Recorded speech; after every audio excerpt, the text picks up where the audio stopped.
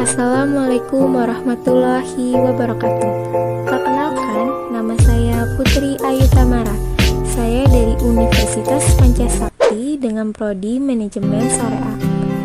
Saya di sini ingin mempresentasikan hasil dari tugas saya, yaitu mata kuliah PPKN dengan dosen pengajar Ibu Roza Yenita MPD. Latar belakang.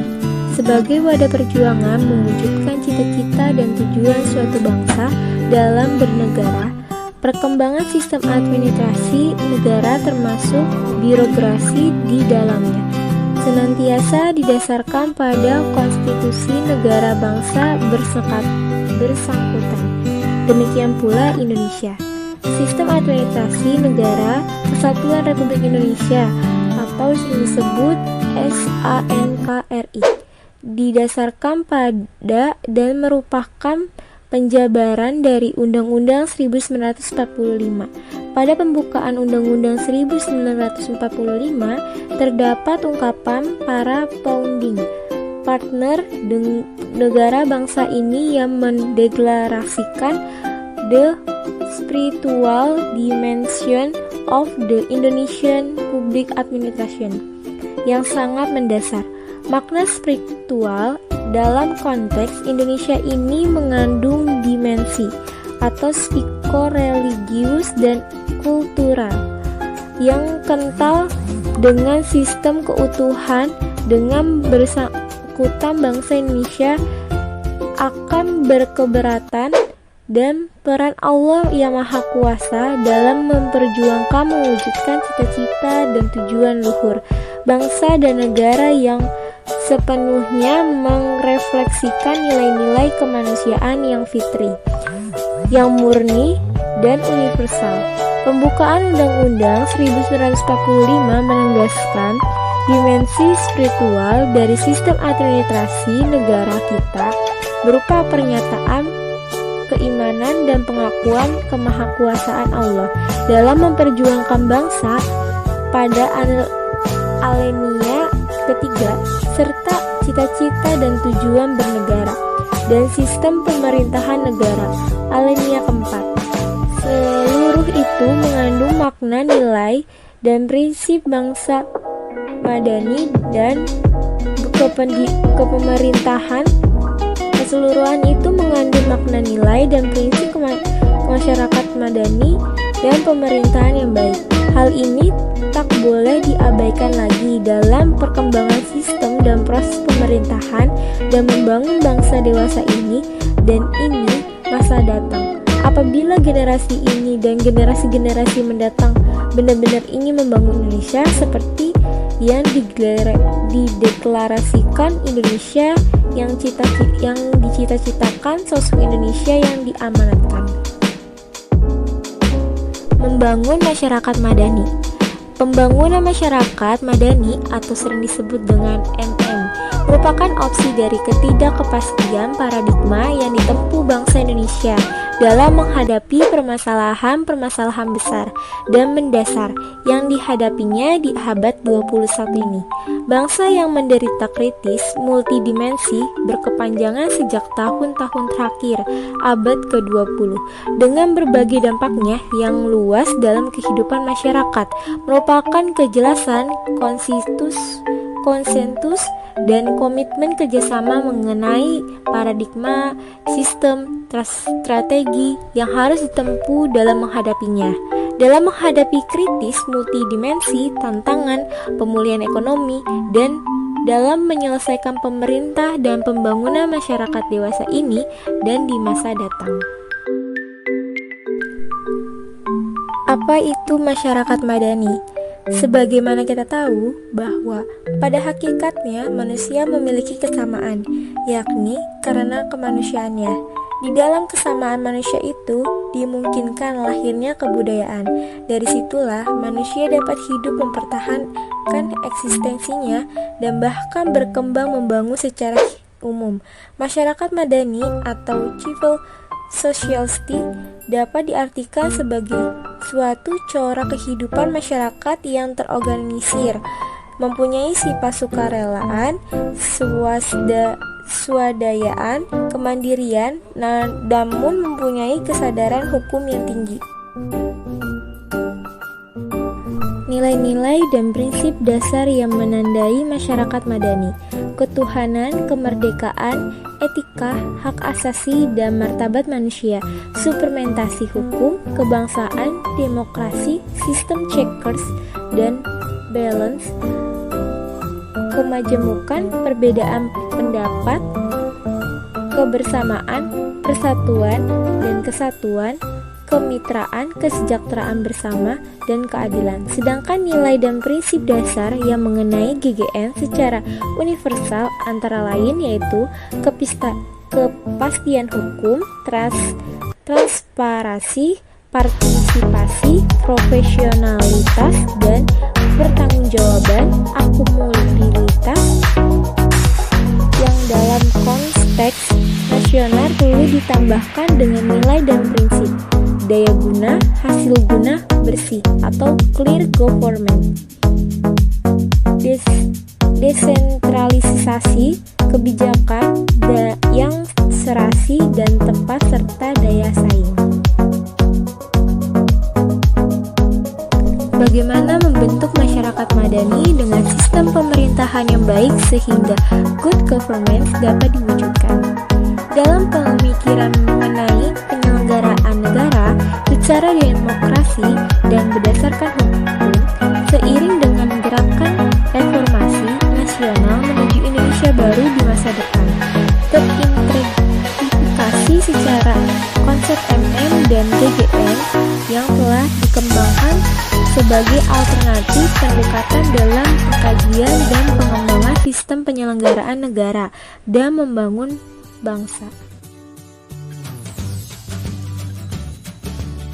Good Government GGM guna mewujudkan good government GGN dan masyarakat madani atau disebut dengan MM.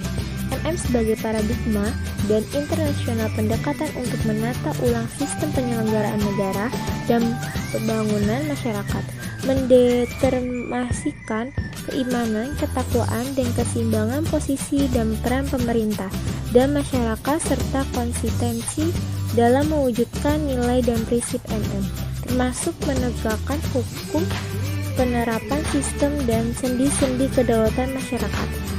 Dalam penyelenggaraan negara, menghormati oposisi dan perbedaan pendapat serta mewujudkan tingkat HAM dan hak-hak warga negara seluruh lapisan masyarakat dalam kehidupan bermasyarakat, berbangsa, dan bernegara.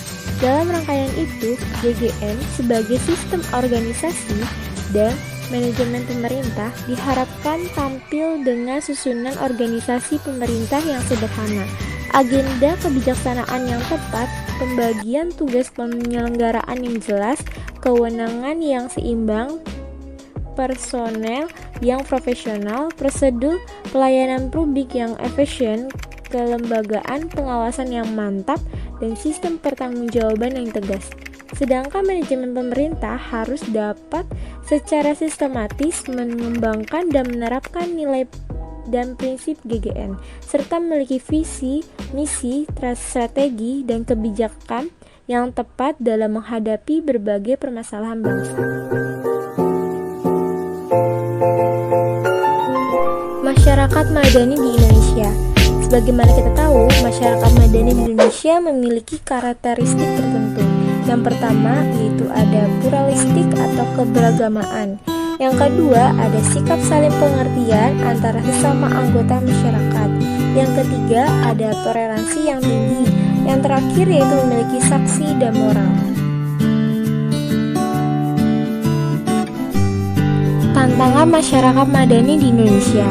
Yang pertama yaitu ada sikap demokratis, yaitu mengembangkan sikap demokratis bukan hanya mengenai pembentukan individu yang mempunyai harga diri, yang berbudaya, yang memiliki identitas sebagai bangsa Indonesia yang bineka, tetapi juga menumbuhkan sikap demokrasi tersebut perlu didukung oleh suatu sistem yang juga mengembangkan sikap demokratis. Yang kedua ada sikap toleransi. Wajah budaya Indonesia yang bineka menurut sikap toleransinya yang tinggi dari setiap anggota masyarakat. Sikap toleransi tersebut dapat diwujudkan oleh semua anggota dan lapisan masyarakat, sehingga terbentuk suatu masyarakat yang kompak tetapi beragam, sehingga kaya akan ide-ide baru. Di dalam diskusi diselenggarakan oleh Indonesian Council of World Affairs atau ICEWA, Indonesia, Maret 1999, Juwono Sudarsono mengemukakan di samping sikap toleransi juga penting setiap kompromi perlu dikembangkan dalam pendidikan. Yang terakhir ada saling pengertian. Di dalam suatu masyarakat demokrasi, pengertian perbedaan pendapat justru merupakan suatu hikmah untuk membentuk suatu masyarakat yang mempunyai horizon yang luas dan kaya. Untuk memperluas tersebut diperlukan pengetahuan dan penghayatan mengenai benika dan benikaan tersebut.